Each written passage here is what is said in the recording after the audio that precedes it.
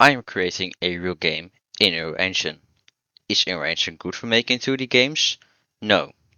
No, it is not. So yes, there is a skill tree and it works almost.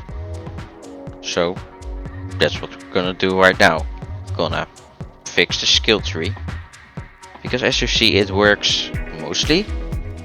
We can unlock stuff, although it's a bit weird. If you don't know what a skill tree is for whatever reason, basically you have one skill. If you unlock the skill, you get the chance to unlock other skills, and so you get more and more and more, kinda like the branches of a tree. I could actually not find the bug in the code for a while. I thought it worked fine.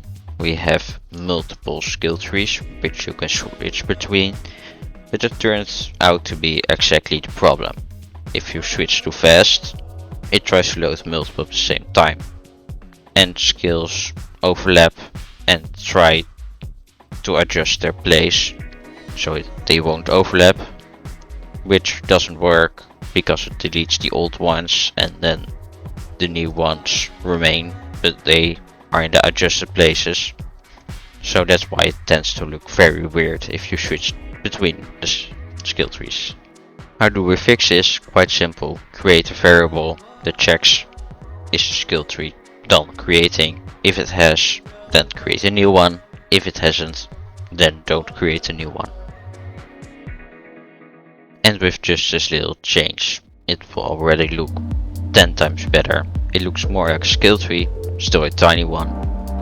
But always do the content last, because you might want to change things and then you will have to change the entire code if you have already added content. But you fix one bug and you immediately run into another. The problem is that our little info panel goes off the screen because the skills tend to go very low, because it's a tree. Eventually the branches end all the way down, and so the info panel will end up down too, and it will go off the screen. So what we want to do is lift it up, and of course bring it back down again if we have a skill that is placed high on the screen. How are we gonna do that? Well, we change the alignment of the canvas panel in which the info panel is located, so it will move up or down depending on which column the info panel is placed in, because the skill tree is divided into columns and rows.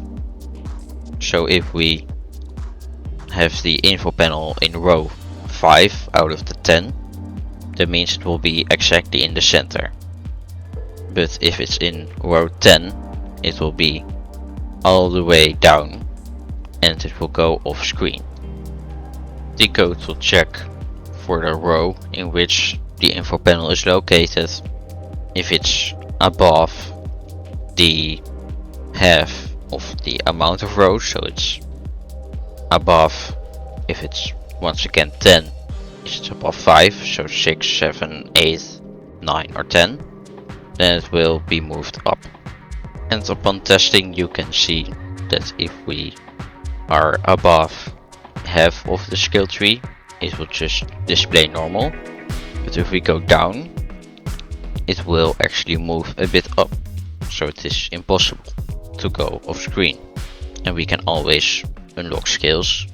Just don't be confused, because actually the first skill is the second, because we don't count the 0 skill which the code does.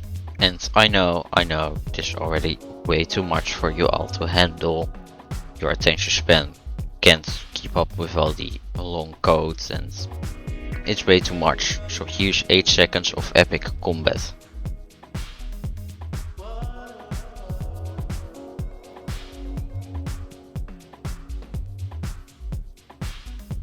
Time to focus again, because the skill tree is not yet done. We still need to add some special effects so it looks way smoother, because now it's kind of meh. It just doesn't feel fun to use. We want to slowly fade in and fade out. So what we do is we create a little animation that sets the render opacity a bit lower and higher, so it looks like it's fading in and out, and as soon as the widget is constructed, it will play that animation, and so it will look like it fades in. The fade in animation also helps with making the skill tree look much smoother. We added a bit of delay earlier, so we can check is the previous skill tree yet created, else they will overlap. I've already talked about this. But still it's a bit of delay, and now we can fill the delay with a fade animation, so it looks much smoother. And now all we have to do is do the same for the connections between skills, so it doesn't look weird like we have connections but we do not have skills. And if they fade in too, just a bit slower, so it looks more natural and you can see through the skills and see the connections. And once we have done that, it already looks 10 times better. You see it fade in whenever you switch between skill trees. But yeah, that was the skill tree. Next episode we'll continue working on the chest and actually obtaining items.